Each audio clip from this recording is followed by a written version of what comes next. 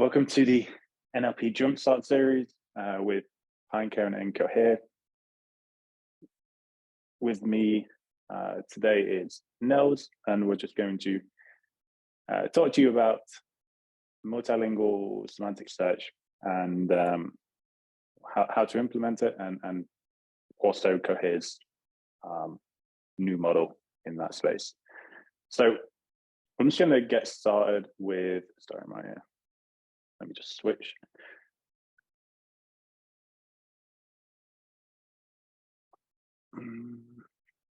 Okay, yeah, should be fine.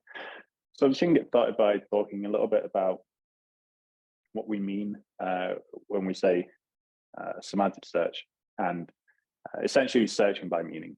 So in the past, a lot of you may even remember or have actually used tools recently where you're kind of relying on searching by keywords. And I mean, that's fine, it works relatively well in some cases, but it's pretty restricted because we as like human beings, we don't really think in terms of keywords. We you know, when we're searching for a document, we don't know what keywords are in that document. So there's a really big push with good reason towards a more meaningful search. So, I mean, we use this every day, right? Google does it, YouTube, you have it in like podcast search on Spotify and a ton of other places. But the technology that powers that sort of more meaningful human-like search, it doesn't just get used for search, it's also used in recommendations. So when Amazon is like incredibly good at predicting what you want to buy, Netflix obviously recommends you TV shows to watch.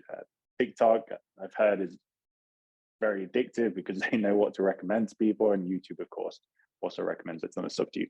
That's using a very similar sort of technology, which is this vector search thing. So the idea behind it is you take some text, or at least on the language side of things, the idea behind it is that you take some text and you want to map that text into a vector space. Now, here we're just kind of showing 2 dimensions. In reality, there's many, many dimensions.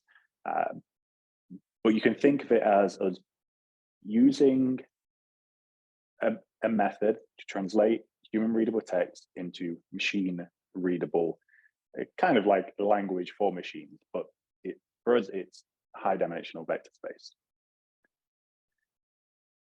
Now, the way that we do that translation is with embedding models. So there's a lot of different ways that you can do this. So in this example, this is part of what you would call question answering. So we'd have a question where Normandy, we'd have this context, Normandy is a region in north of France, so on and so on. And both of those would go into a coder that has been trained on this type of thing, and that encoder will be able to map both of those into a similar vector space because it understands that semantically these two have the same meaning, or at least the same utility. And it's not, okay, so in this example here, it's question answering. This example is more of a sort of vanilla semantic search. So both of these things mean the same thing, but they don't share any keywords. That's another thing you can do with this. So, okay, we take loads of text and we encode it into this vector space, but then what do we do? Well, we kind of end up with this. So we just have all of our vectors and they're kind of just like floating there. But what we want to do is we want to be able to search through there. So this little triangle here that represents a query. So, maybe I'm going into Google and I'm searching for something, or like I am going to YouTube and I'm searching for a video about some niche thing that I'm interested in. But I'm explaining it in a very semantic way. I'm not searching for keywords. I'm just saying I want to see this video where this person does something, right? It's not keywords, it's natural language. So that natural language query would get encoded into that vector space, represented by this little triangle here. But then we need to figure out, okay, how do we relate that to the other points in this vector space? Well, for that we can use what's called a vector database. So at the core of vector database, we have these what are called approximate or k-nearest neighbor search algorithms, which allow you to search through this vector space efficiently if you're doing it well. So those points that we had before, we can call them context vectors, or there's many names for them. Basically, they're the items within our database. Then we have the blue one, that's our query vector. And within the immediate surrounding area, we're retrieving those items, because if we have encoded everything well and we're using a good embedding model, they should be semantically similar to whatever we have passed through that query. So there's kind of two components that I've very briefly skimmed over here. We have the embedding models, which is the translation tool between our human readable text to the machine readable vectors. And then we have the vector databases, which is where we store all of those, search through all of those very efficiently, and have a ton of other features as well, like metadata filtering. And if we are, depending on your use case, of course, maybe you don't need billions of vectors. But if you do have billions of vectors, with this approach, you can actually do that. So you think, of course, like YouTube, Google, Spotify, they will have probably even trillions of items on there that they need to search through, right? And the way that you can scale at least to billions is using what we would call a vector database. So with respect to Pinecone, which is a vector database, why would we go ahead and use Pinecone? Well, first, it's just incredibly simple. You just kind of get started, and it takes very little time. You have near instant refresh, so you can, let's say you have like 100 million vectors in your index. You can add 10 million more, and even before, as they are being observed, you can make queries, and you will get an instant view of what is in the database at that moment, which is everything you've just observed. So you don't need to add everything and then wait an hour for everything to appear there. You need to wait literally like 5 milliseconds, and it is there. And then we also have something called single stage filtering, which basically just allows you to imagine, let's say, for example, you are embedding documents from internal documents in a company. You have like HR documents, engineering documents, and so on. Maybe you just want to search your engineering document. You can do that with filtering. So yeah, I mean, that's my intro with vector search and vector databases. And now I'll pass it over to Nils. Nils, would you like me to control the slides, or do you want to share your screen? You're muted. Okay, great. Now I'm unmuted. Yeah, I will share my own screen. I can't hear you. Can you hear me? No, I still can't hear you. Hello. Can you hear me? Oh, everyone else can. Okay. Cool. Okay, great. Well, James, you have tell to me in the chat what you want to do, Nils. Okay, great. So people can hear me. That's good. Okay, you'll share your own. Cool. Great. So Cohere, what we do is we train foundational models and expose them as APIs. So the one model is the generative model. Basically, what you would say, you give them some command. For example, write a bullet point list with the benefits of multilingual semantic search compared to lexical search. You send this to like a large language models of like tens of billions of parameters, and it spits you out like a really good list. of arguments why you should use semantic search compared to lexical search in a multilingual setting. The other foundational model we're providing is in terms of text understanding, which is heavily based on embeddings. So you take a text, I love multilingual semantic search with vectors, it's mapped to a vector space. And then these embeddings, they're a bit harder to grasp, but once you grasp it, it's amazing what you can build with them. You can use them for search, you can use them for classification, you can use them for clustering and recommendation. And yeah, with James, really happy to talk about multilingual semantic search and how it becomes so much easier if you go away from lexical search to semantic search. So for me, when I had to write like a search system on lexical search for like supporting multiple languages, it was like one of the most painful engineering jobs I had. So imagine you have a company, some company like, I don't know, for example, Notion, where people can upload their text. And then some customers will do it in English, some customers will do it in Spanish, some customers in Chinese. And the question is like, how do you provide like a search function for all these different customers, for all these different languages? And a typical way is that you, when you use lexical search, that you do language identification of the document and the query. And then if it's an English document, you send it to like an English pipeline, because in English, you can nicely tokenize on white spaces. You can stem it, you know the stop words, and then you put this into like the English index in your, for example, Elasticsearch. And if it's Chinese, you no longer can tokenize on white spaces, and also stemming is completely different in Chinese, and also stop words is completely different in Chinese. So you need to develop like a component for Chinese, and then you need to tokenize it according to Chinese and stem it and stop words to Chinese. And you need to do this for all languages. And quickly, once you have these base systems, you want to improve, for example, spelling variations like color written like in American English or British English. And so you add these little tweaks to like each of these individual pipelines, because obviously in Chinese here, you need like different rules for synonyms and spelling variations and so on. And at the end, you end up with like a really horrible, messy system. If you have to do this for 100 languages, you have like 100 different code bases, 100 different indices, which you need to monitor and manage.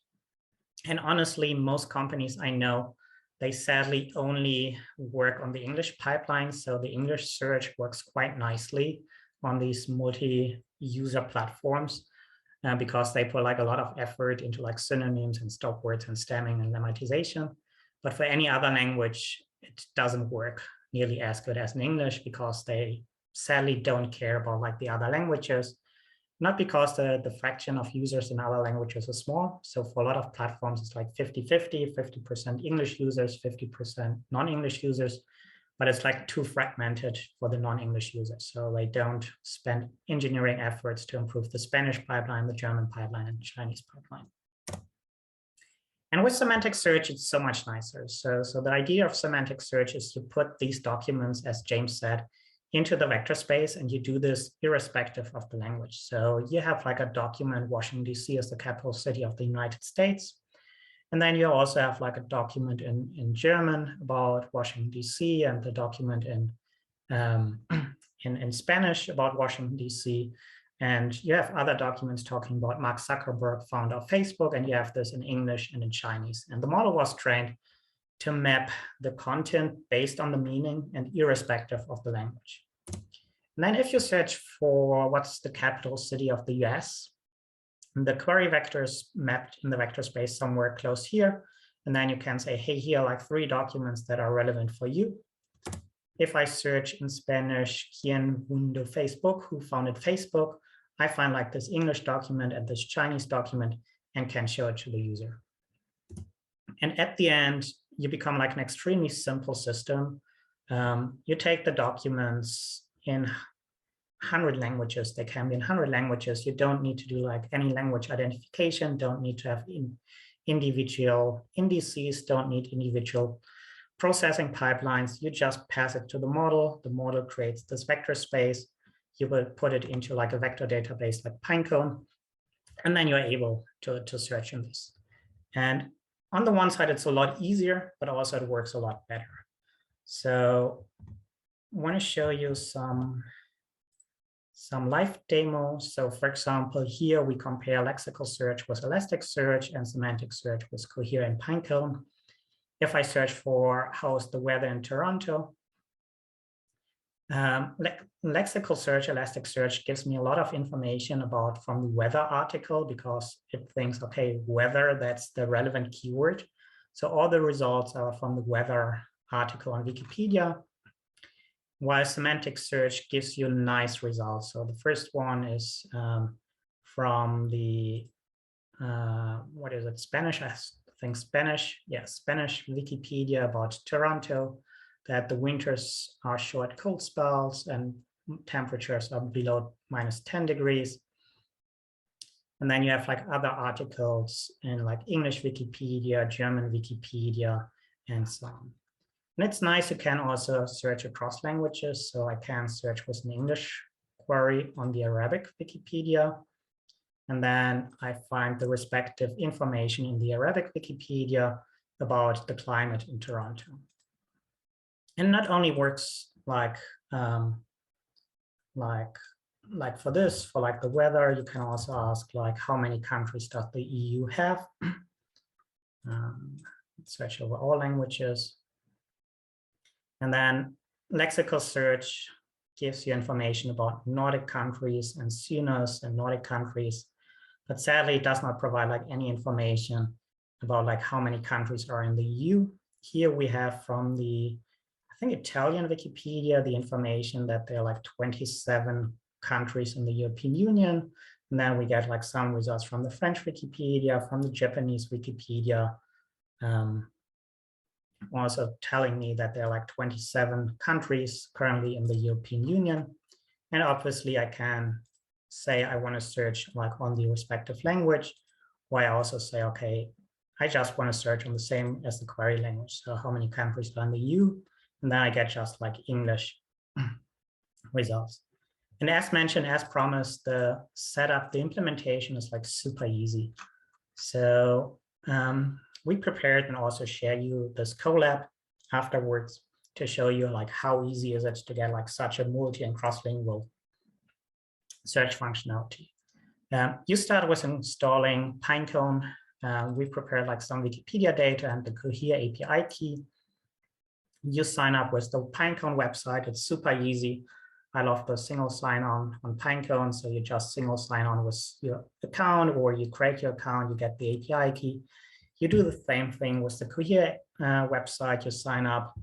Both have like a free offering. So at Pinecone, I get like one server for free, which can host up to like 5 million vectors. At Cohere, you can also, there's a free tier where you can use the embeddings for demo purposes for free. And then you connect to the Pinecone server. You say, okay, this is my index name, Wikipedia. I want to create like an index for Wikipedia. I create the index where I specify the name, where I need to specify how many dimensions does the vector space have, what's the metric, and what's the pod. So here we opted for like the S1 pod, which is combination for storage optimized pod, and that we want to have like a single server. In this setting, where we store some metadata in it, we can store roughly like 2 million paragraphs embeddings on such a pod. If you need more embeddings, you can just increase it from like 1 to 10, and then you can store like 20 million documents in your Pinecone index. Then you just connect with the Cohere API. And then first you do like document indexing. So on Hugging Face datasets, we prepared some Wikipedia dumps in different languages. So in Arabic, German, English, and so on, which you can easily access and download. So it's already splitted, has some information on the views so that you get like the most relevant, most interesting articles indexed first in your vector database. And yeah, basically what you do is you say my text, here I combine the title and the text of a Wikipedia paragraph. You pass these texts to the Cohere API. Say I want to use the multilingual embedding model. You get the embeddings. And then in Pinecone, you just say I want to give like a document ID, which is a combination of the language and some internal ID. What's the embedding? What's the metadata? So here we index the language, the title, the text, and the URL. You can also store this information in some other primary data store like MongoDB or so. And then you abstract this into Pinecone. So this is like everything you need to index these articles to Pinecone. And then search also works quite easy. So you have a search query, you pass the search query again to the Cohere API, you get the embedding, you pass the embedding to the Pinecone API, you get the top 10 hits, and then you can print the hits. So when I search for like who founded YouTube, the different hits are shown to me in different languages, in Spanish and Korean. So it's kind of like easy to build this. So that's all the code you need. If you want to do like some language filtering, because often as a user, if I search in German, I want to find German results, or if I search in Chinese, I might want only Chinese results. So what Cohere is offering is like a detect language endpoint. So you send us the query, and then we tell you, okay, we think this query is in English or Arabic or Chinese. And then in Pinecone, you have this really nice function that you can say, I want to define a filter. I want to filter for the language. So if you remember, this was like the metadata we indexed with our data into Pinecone. And then I say, which language do I want to search for? I can predefine it by the user that I say, just search over English and Arabic data. Or I can say, okay, only search for the same language as the query language. And then when I search with language, you found it YouTube, detects, okay, this is like an English query. It only search over the English Wikipedia. If I do the same query with Spanish, it detects, okay, it's a Spanish query and it only search over the Spanish Wikipedia.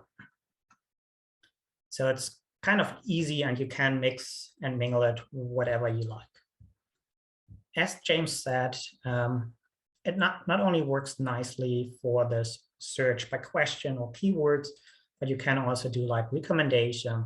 So basically you do the same approach. You say, you take your podcast. For example, here you have a podcast from Intel on AI, featuring the world's most interesting AI experts. And then you do the same. You have all your podcasts indexed in the vector space. And then it shows you like other interesting podcasts you might be interested in. And you can also narrow it down further that you say, I don't know, Future of Life Institute podcast, that you say, okay, what are like similar podcasts on this, Future Lab, Intelligent Design, the Future, and so on. So you can nicely explore it, or you can also say, okay, I'm interested in some topic, let's say Bitcoin, and then it shows you different podcasts on Bitcoin. Again, if doesn't matter what's like the language of the podcast. So here we have like, let me guess which language it is. Oh, also Spanish. So also like some Bitcoin podcast in Spanish. So these are like extremely easy, nice tool, these vectors, super useful for a lot of applications.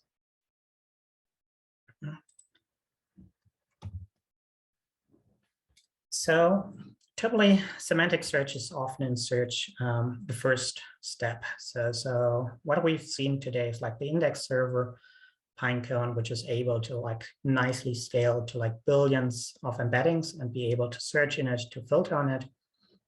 And then if you look at like more advanced search stacks, for example, at YouTube or Google, you go from the first stage phase where you go from like 100 millions of vectors, or from Google, like all pages on the internet embedded in a vector space, to maybe 1,000 documents, 1,000 pages, websites where you think they are relevant. And then you pass this over like to a second stage approach, which can take in more fine-grained ranking, can also take into like other signals.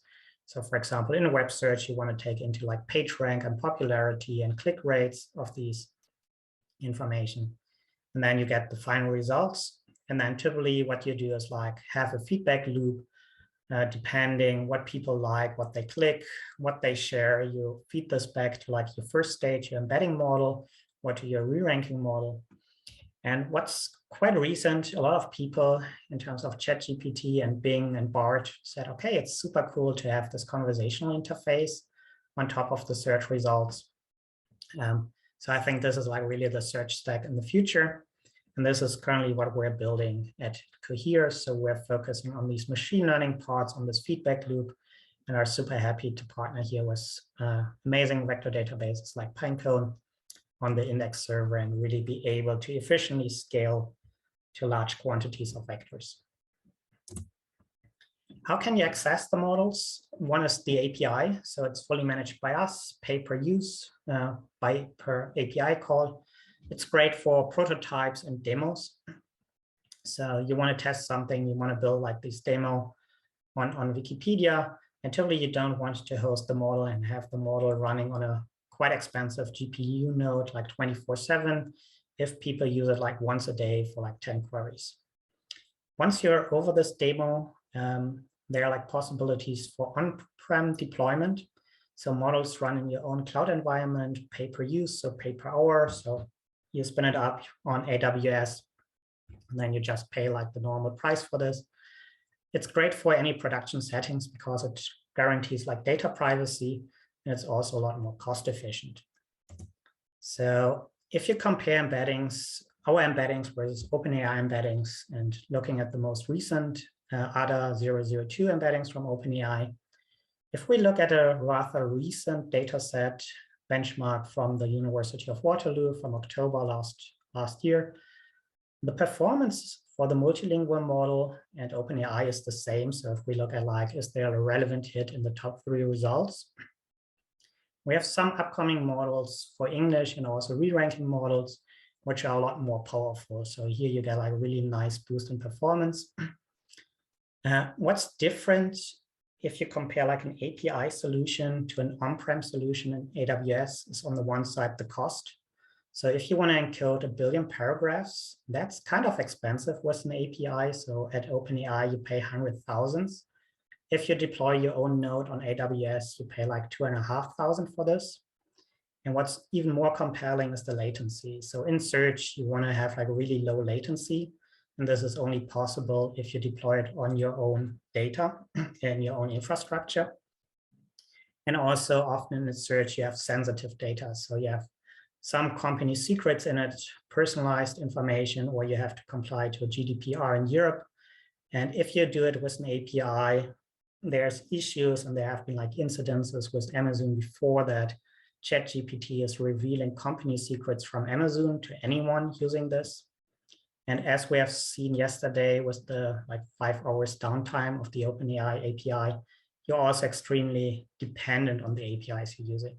And if you run it in your own cloud, you don't have the issues. So the data stays with you, the model runs in your cloud. It's super easy to be like GDPR compliant. And that's why I'm like big fan of like these on-premise deployments. So multilingual search is amazing. First, the setup is 10 times easier. So really, if you try to do this with Elasticsearch, and you need to scale to a lot of languages and mixed languages because some crazy people put in documents in English and Chinese and have like some mixed content, it becomes like super frustrating to do this. Search quality is a lot better. And what's nice is that any improvements you do is beneficial for all languages. So no longer you just focus on the English users, but you focus on the overall pipeline, and all people in all languages benefit from this. Also, what's really interesting, I quite like this cross-lingual search, where you search in one language, let's say in English, and you find Chinese documents or Arabic documents, which open up really new and cool use cases, which were not possible before. So one challenge is, for example, in multinational corporations. So in my previous jobs, we sometimes documented in German, others documented in Spanish, others in French. So it was like really hard to connect the pieces because it was like impossible to find relevant information across all these languages. There are interesting use cases in security. Let's say you get like, I don't know, 100 million emails, you do some crime investigation, and you don't know in which language is the evidence. So did the criminals talk in English or in Chinese or in Spanish or in Japanese? So you want to be able to search over all these languages and find potential evidences. And also for customer reviews, let's say you're a big B2C company, you want to contrast user preferences, so what people do like in the French market versus people in the Spanish market. And this is hard to do on a lexical level, but with the semantic level where you abstract away the language, it's kind of easy to find like these user preferences, to find commonalities between markets, or also distinctions between markets. And then you can better adapt your company strategy to the respective market. So yeah, here we just talked really briefly about possibilities and features of Cohere and Pinecone. Both have like a lot more to offer. They're like super cool features in Pinecone to manage your vector databases, to filter, to do range filters, and really be able to scale to billions of vectors. And yeah, at Cohere, we're offering a lot of models that allows you to search, to classify, or to generate text. And yeah, we're looking forward to any questions, discussion points you have. And yes, super happy if you follow up, have questions, or build amazing tools for multi and cross-lingual search.